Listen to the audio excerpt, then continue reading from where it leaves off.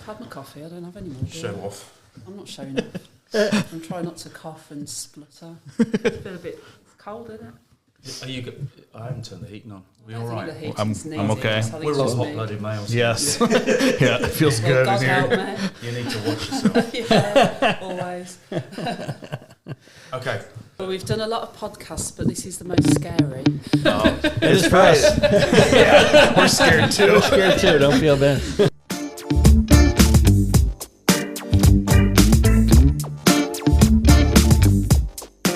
Well, welcome to What the FLX, your playful peek behind the curtain of things happening in the Finger Lakes region. And today we're out in Hammondsport, New York at the Black Sheep Inn with Simon Nichols. Is it Nichols or Nickel? Nichols. With two L's. Okay. Unusually. And Miranda Jones. And thank you for having us out here today. Yeah. Thank you. So we wanted to talk a little bit about yourselves. So why don't we start with a little bit of a background, because you actually are from somewhere else. So maybe you can tell us a little bit about your story and how you actually came to be here. She's looking at Okay. It's the nodding, the podcast. Official spokesperson. Well, you are good at talking. Well, we have come from England. We arrived here at the end of January 2020, which was just prior to everything shutting down. And the original plan was that we were moving out of the city. We lived in Birmingham, which is a big city in England, and we were going to move out to the coast and run a bed and breakfast. And we sold our house, quit our jobs, and had a place in mind. And right before we were due to close, they changed their minds, which left us really up in the air. So we panicked, and we just planned a road trip, and we drove between Toronto and Boston in November of 2019, came here, drove up the drive and had the wow factor as a property, and then everything about it was great. And what was the icing on the cake was we then drove around the lake, bearing in mind it was November, so it wasn't at its height, but nevertheless we thought this is an amazing place. We drove on to the next viewing. We literally only spent 3 or 4 hours in the area in total, and then we drove east. We made an offer. They wanted to sell. We wanted to move. And within 2 months, with Christmas intervening, from seeing it and spending an hour, we owned it. So it was kind of knee-jerk. And then, of course, everything changed. And actually, it helped us a wee bit. We were able to evaluate what we purchased and look around the county and see what was there for us to promote. And and as soon as the doors reopened in the middle of June 2020, there was obviously some restrictions, but we were busy right from the get-go, and it's just carried on that way. You said, you were looking to, start a bed and breakfast. Are there similarities or differences between B&Bs in the UK and B&Bs here in America? Yeah, I would say that B&Bs have a more down market connotation in the UK. They tend to be boarding house type things and coasts, maybe not holiday destinations, maybe more used by travelling salesmen and contractors and things like that. This place in the UK would be classed a boutique hotel, I think. And it is it's very interesting property. You mentioned you had the wow factor. What was it about when you pulled up that driveway? What was it in particular that really spoke to you? I think it's really striking, isn't it, being an octagon? Never seen an octagon before. I wasn't really sure whether I'd be able to cope with weird angles. But inside, it's just glorious. I love high ceilings. I love Victorian architecture. This has the added wow of being Italian and having stucco outside, and it's just got great coving, and it's just got a really nice vibe, hasn't it? It has a connection within the community as well. It's a historic building. It's on the historic register, and I like history, I like architecture, but it was the fact that it has this historical connection with the Pleasant Valley Winery, which is half a mile down the road, which is the oldest winery in the state and the #1 bonded winery in the whole of America. And the guy that built this house, Timothy Younglove, was one of the co-founders of that. So it's a significant connection, a significant building, certainly within the county, but I'd say, much more important within the state. I think it's also got a lot of local history. I think that everybody we meet has either lived here or knows somebody who lived here or knows somebody who was born here. Everybody's related to somebody who has lived here. You know, it's a small town America at its finest, and people don't move far. Apple doesn't fall far from the tree. No, that's true. So our next door neighbour, we've got the great grandson of Timothy Younglove lives in the front house. The great granddaughter lives in the back house. They're right next door. The guy who lives over the road, his grandmother married into the Younglove family. So there's a lot of local stories about, you know, family parties and Easter egg hunts and things going on here. There's a lot of fondness. Cool. Then later, in its more recent history, having been divided into from a single home into a multi-occupancy building into a kind of a bit of a tenement block, there's people maybe in their late 60s, early 70s who certainly have a glint in their eyes. They reminisce about the parties they attended here in the 1960s. So it's got a lot of different things going on in its past.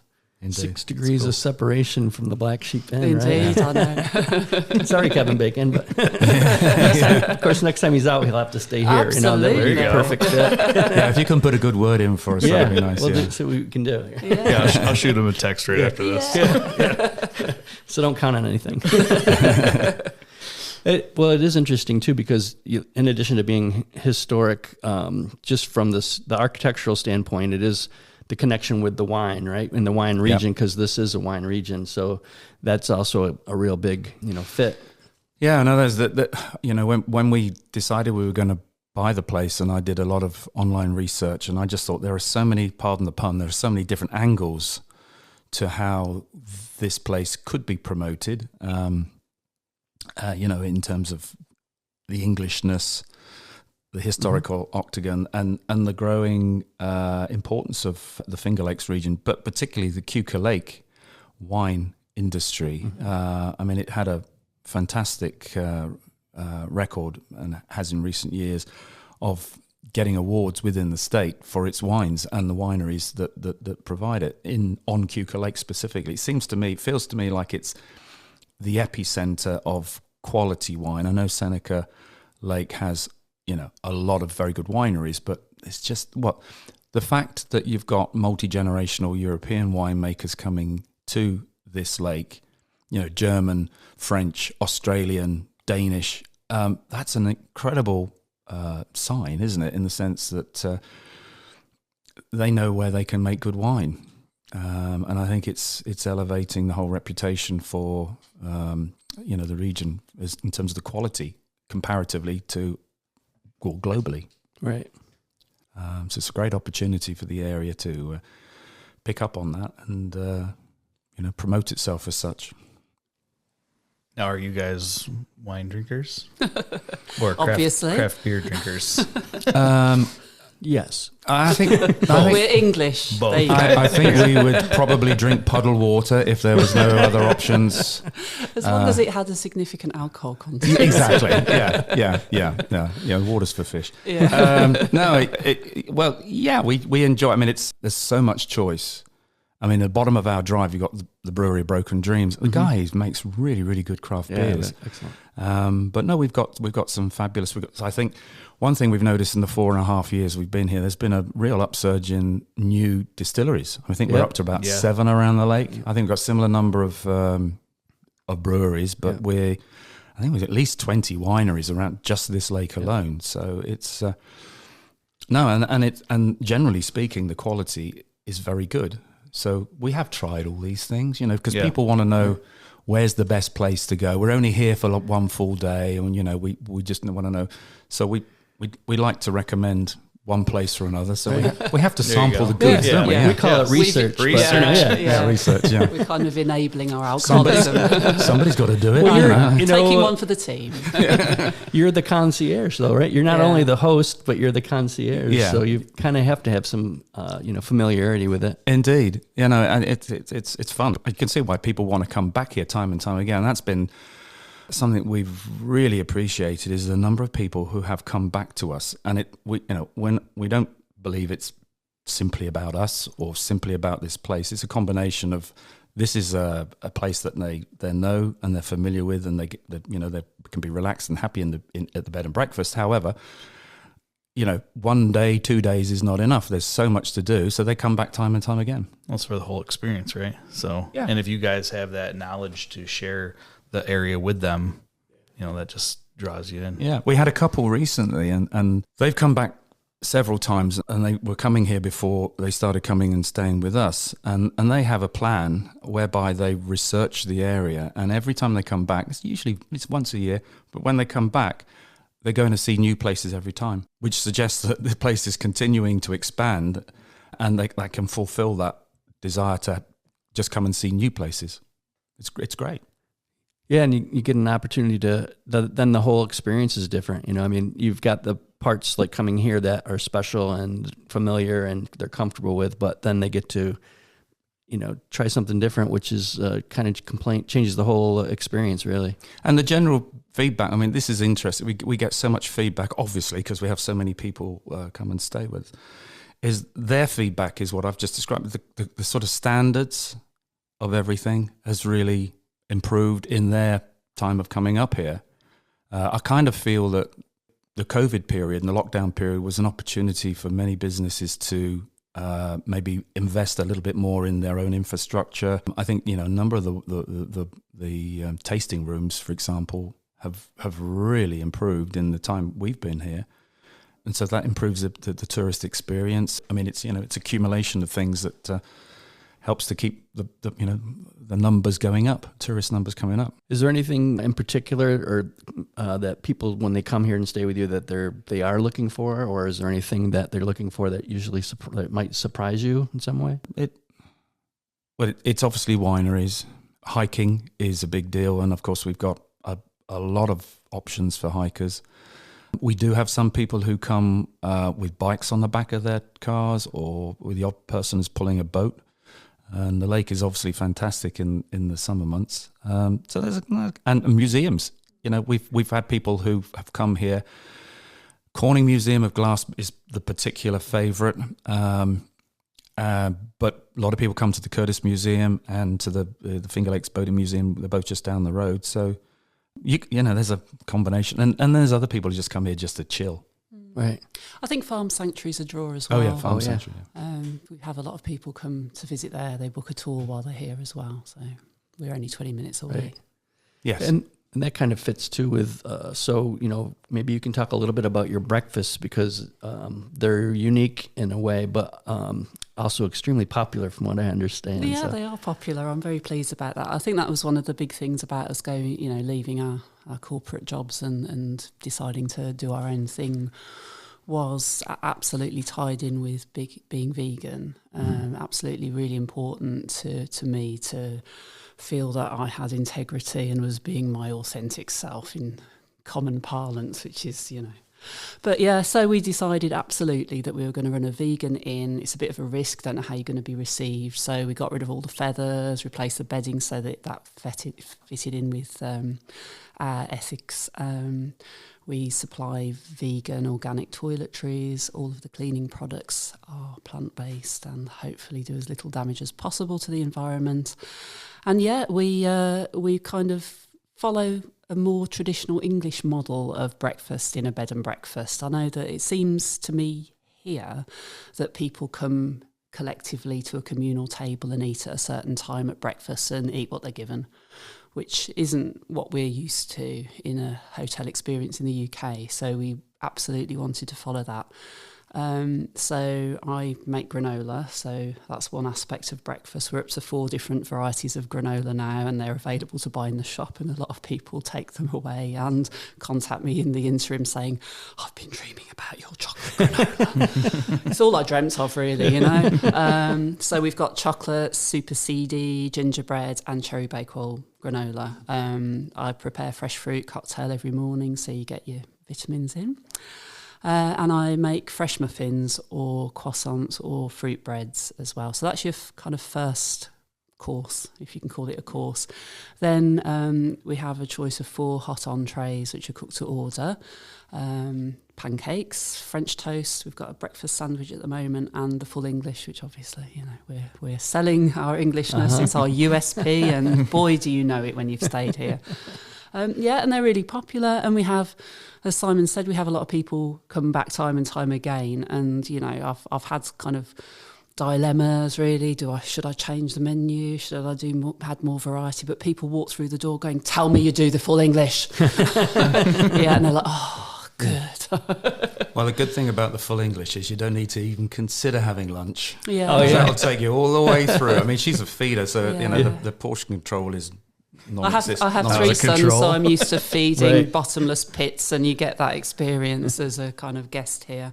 But also, I feel it's like a community service. I'm setting people up for a day of drinking, and I know I've done Gotta my have substance part. in your belly first, right? absolutely. It helps to absorb the Yeah. alcohol, doesn't it? Yeah. But yeah, people take out half their breakfast, don't they, often to eat on the road. Yeah. Certainly with the baked goods. Well, we should have Ziploc bag shares, because I'm giving out Yeah. Ziploc bags so people say, well, I don't want to leave anything, but I can't eat it all now. So. So do you ever have people come here who aren't vegan? Yeah. And are they happy, and do they enjoy it? Yeah, I mean, I'd say most people who visit us aren't vegan, because most people aren't vegan. I think that our reputation is growing within the vegan world, and that as a vegan visiting here, it's just an absolute... It just makes a refreshing change to not have to check how everything is, and to actually be able to eat something at breakfast, because our experience has been you really don't. That's the hardest meal of the day to get your needs met anywhere. If you're lucky, you get a bowl of oatmeal, and that's not holiday food to me. So yeah, I'd say most of our guests aren't vegan. We don't conceal the fact that we're vegan. It's on our website. It's part of who we are and part of what we do here. It's not our main identity, But and I think that we don't make a big deal of it. Well, yeah, exactly. I was going to say because exactly it's that. just food, Yeah. as far as we're concerned. I think that the non-vegans who come here are reassured by the volume of good reviews we have on TripAdvisor, written by non-vegans, saying if you're scared about it, don't be scared. The food's great, it tastes great. And I think what gives me a great deal of satisfaction is feeding people who are kind of curious about it, or maybe didn't know they were curious, and they come and they're like, well, this is butter. And we're like, no, it's not butter.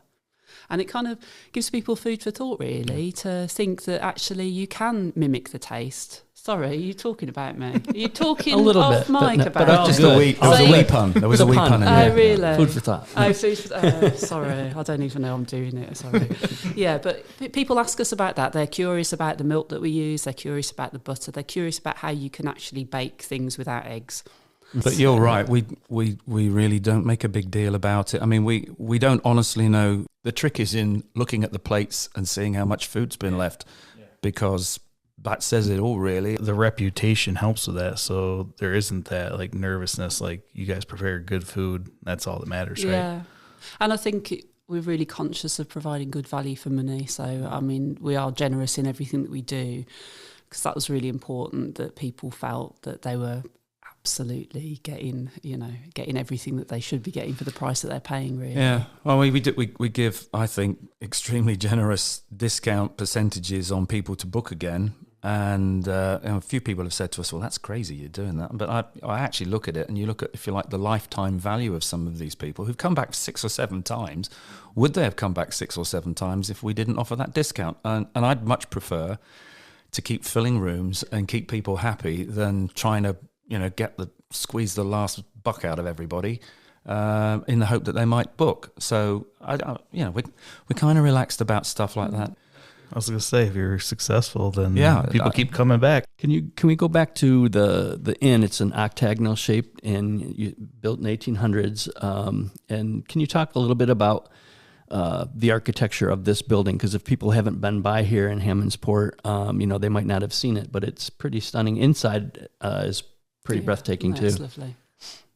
Gone Well, silent. our predecessors, Mark and Debbie, they took 5 years to renovate it. And it wasn't totally derelict, but it was in a pretty poor state. And they did a great job. They had to sort of replace all the porches and fix some holes in the roof. But then they did some remodeling inside. And Mark, who's an interior designer, his whole approach to it was to try and bring it back to something like its original form. You'll see as you go around the house, there are a lot of remnants of wallpaper that they had stripped off, and they framed all those remnants. And then the wallpaper that's adjacent to the frame pictures is pretty much the same. He's found modern equivalents. So we were blown away by the decor in here and the furnishings, most of which is still here. We bought the thing lock, stock and barrel. It's an Italianate style. It's a sort of pretty grand, the archways around the doors and the windows. We got a beautiful sort of spiral type main staircase at the front. It's just a lot of little features. But Mark and Debbie then went to the next level, and if you notice the light switches are the old press button style. Yeah. They really worked very hard to make it have an authentic old house feel. But Timothy Younglove, who built the place, was obsessed with the octagon because he didn't just build the house. He had 3 octagon-shaped outbuildings at the back of the property, a smokehouse, a barn, and an outdoor privy. They were all octagonal. Sadly, they got washed away in the 1930s. But yeah, it's not what you would expect of an octagon, because I think when you go into an octagon, you expect to see an octagon shaped inside. There's no suggestion that it's octagon shaped inside. It's only when you're outside that you see it's octagon. I think that's unusual as well, isn't it? Not just, it's unusual because it's still remaining standing. It's not a wooden structure, which a lot of them were. This has got 18-inch thick stone walls. So it's going nowhere. Right. And yeah, no, it's a substantially built building. He extended it. He had put 2 wings on the back in the 1880s. It's set in 2.5 acres. Beautiful trees, such a lovely selection of trees. Yeah, it's just it's just a nice spot. We're blessed. And you have a beautiful patio area out back too. Yeah, Mark and Debbie created that patio. We got photographs of just grassed area right up to that back section. There was actually quite a large tree really close to that back wall. So, they did an awful lot of work on landscaping and re-landscaping. It's very peaceful to sit out there, and it's a lovely experience for guests. I think when the weather's not quite as wet as it has been of late, to sit and enjoy your breakfast out there, because you can hear not just the wildlife. We've got a fountain there, and there's also a creek that runs adjacent to our property, and you can hear that there, and it's just a very relaxing experience. I'm going to go off on a little tangent. Okay. You mentioned being in a band. Yeah. Oh, absolutely. I take it you're a lead singer of a band. Yeah. So jack of all trades? Well, or just fun? So I got a LinkedIn profile, and I had to change it a few years ago, because until a few years ago, my profile photograph was me in a suit and a tie, and it was like and looking very serious. And that hasn't been me for quite a while. And although I was in the corporate world for 30 something years, all the way through that time I had an alter ego at the weekends, which was I was played in bands. And so I've played in so many blooming bands, covers bands, but original bands, and I'm now in an originals band. I just think it's more rewarding to continue to be creative if you still got the creative side. I think the amateur musician scene is very similar to the boating scene, in that you've got 2 different camps. You've got the yachties and the motorboat people. They're both okay doing what they do. There's no right or wrong to it, but they both kind of sniff at each other a little bit. And it's the same with covers musicians and originals musicians. I've played with some fantastic musicians on both sides of the fence. But the band I'm in at the moment, if you even start, because we kind of jam our way into creating new songs, if anybody does a jam thing and it sounds vaguely familiar, it's like, no, don't play that. It's like the scene don't want to confuse what's it called? No Sweet Home, no Stairway to Heaven, in the music store. It's a bit like that. So it's a challenge, and it's great fun. We're called Swill, by the way. Swill, SWI. Shameless plug. Nice. I know. It's all good. That's where I was going. Yeah. Thank you. You're welcome. We talked in the fall, actually, and I think you were planning on offering some other things here. Are you guys doing any other things? Because I know that some of them are a little unusual for a B&B. Yeah, we found out that due to new permitting, we're able to offer more than 1 meal a day, and that we're able to feed non-residents. So we thought we'd see how that felt for us. We've frequently had people phoning up and asking if they can come and eat breakfast, if we've got a restaurant, that sort of thing. We're a 2-man operation, or 2-person operation, I should say. So, we're limited in what we're able to do, because obviously the priority is maintaining the building, running the inn, and being hosts to our staying guests.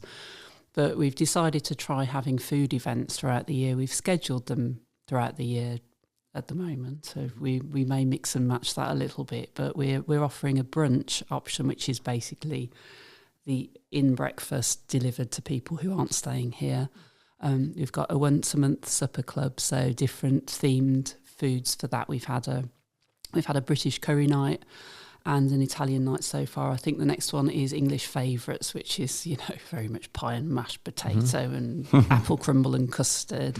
Hearty food. Hearty food. So we've got foods. different themes. I think I'm doing a Moroccan night as well. It's planned, so that's the supper club, and then we're also doing an English afternoon tea, which I think is different from an American one. I think looking at what other people are doing, you have maybe a salad course and different things. In England, you have an array of delicate finger sandwiches and cakes and pastries and scones with cream and jam. So we're delivering that. I've got some beautiful kind of stack presentation kind of things that you carry out, and so each one serves two. So it's just a really nice a bit of John a Teal. Yeah. really. And people who You play the music in the background? No, I just don't do my John encourage Cleese. him. I get it. Yeah, no, but I mean, the first one was absolutely fantastic. We had a couple of women come wearing hats, and it was just sweet. lovely. But people have travelled from they drove 1.5 hours to come here. We have wow. people from Ithaca. Yeah. We had a Mother's Day one yesterday, and that was fantastic. We had this absolute character of a 96-year-old woman. No names. I'm not saying any names. She might be Cornet. listening. They're people from Well, that's Cornet. even more information. But anyway, we're narrowing it down. they might be identifiable now. Edit them But out. she was absolutely fantastic. They were all dolled up. They had a carnation kind Yeah, of, that's sweet. Lovely. Really sweet. It's been fun. Obviously, we're going to see how it goes, not just in terms of attendance, but in terms of what capacity we've got to continue to deliver it, because it gets pretty crazy here throughout the high season, and we're on the cusp of that. Yeah. But it's been fun. It's been an experiment, really. Right. And as I said before we switched on, that we've had so many people who've been interested in coming here, but they live locally, and they're obviously not going to want to stay. But it's part, because we show people around. We don't just sit them at a table. They can look upstairs in the ballroom and look at the couple of ceiling and stuff. And depending on how many rooms are occupied, they can have look in the rooms as and well. it's just so people can have a look around. Yeah, that's awesome. You're sharing a little bit of the local history too, and the place with people who might not normally get an opportunity to stay here. So it's we nice we don't feel strongly that we're the owners. We feel like we're the current custodians, and that's why we would not want to really change too much, but give access. I don't want it to be don't want it to be an open house, because that's weird. But certainly when there's an opportunity for people to come around. Well, one of the things personally, I'm on this quest to bring groovy back, and you two always make me think of groovy because of all the different things you do and the way you do it. So, this has been a lot of fun. I really appreciate your letting us come out and talk and learn a little bit about the inn and you. And good luck with everything. Hope you keep after it. Thanks, Dave. We are enjoying ourselves. We're living our best lives here, so that's cool. Yeah, it's groovy actually. Right. We'll tell everybody to stay groovy. Yeah, bring groovy back. Yeah.